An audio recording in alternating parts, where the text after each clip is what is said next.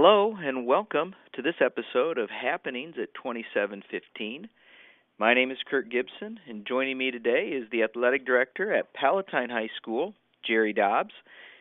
This year will mark the 39th year Palatine High School has hosted the IHSA Girls Gymnastics State Finals, easily the longest-running state finals hosted at a high school. And putting together a first-class event does, in fact, take a village. And today, Jerry and I will discuss the level of preparation that goes into the state finals. Jerry, welcome to Happenings.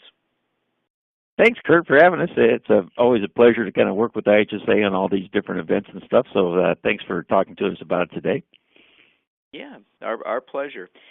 39 years, that's a long time. It looks like the first state finals at Palatine was held in 1979. So share with our audience, how the event ended up at Palatine High School and maybe who some of the key people have been over those years that have made the event such a success.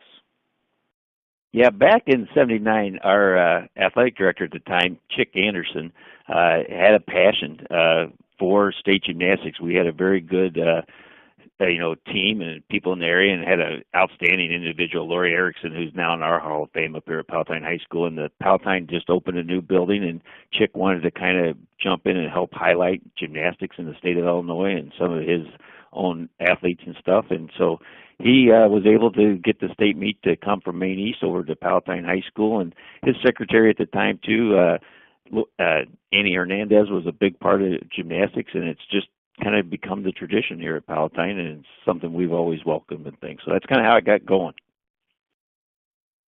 It's really the event has really found a home there at Palatine. Everybody's just comfortable with the people and the surroundings. They know what to expect, and they know it's always going to have a first-class feel to it. And I know that you've got a great group of people that help you and your staff with the planning and do everything you can to make it such a great event. Why don't you share with our audience, all the logistics regarding planning, how you get started, when you're planning, who's involved. I think it'd be interesting for them to get an idea of what all goes into such a big event like this.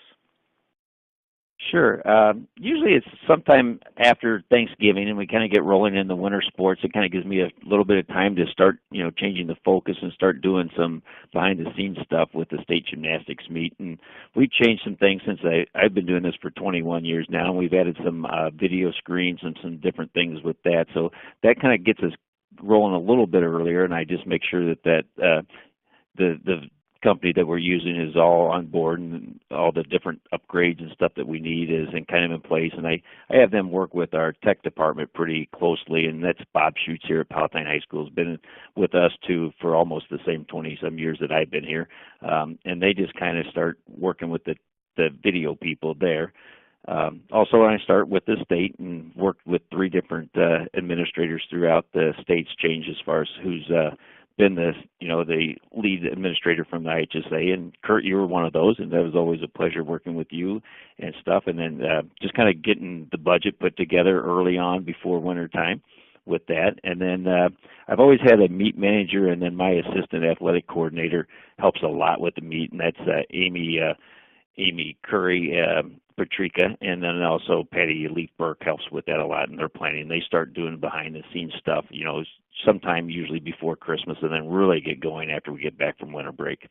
Well, it's going to be here before we know it. This year's championships will be on February 16th and 17th, and while we're recording this interview in late January, the joke we always had is we know that it'll be probably cold and snowy that weekend, regardless of what it is today. But whether it's beautiful out or cold and snowy, I know 2 things. One, I know Palatine High School is going to do a great job in putting on that event, and I know that if anybody's in the area and they're looking for something to do, they aren't going to have a better thing they could do than go to the IHSA Girls Gymnastics State Championships. Well, thank you. Yeah, we're looking forward to it. And like you say, it's always a hit or miss on the weather. So we've gone through snowstorms where we've had administrators going out afterwards and cleaning off the judges' cars, and they always talk about that when they come back and are thankful for that. And I think that's part of, just hosting events like this, is that we just try to be good hosts for everybody involved and make sure everybody that is involved has a great experience. And they do.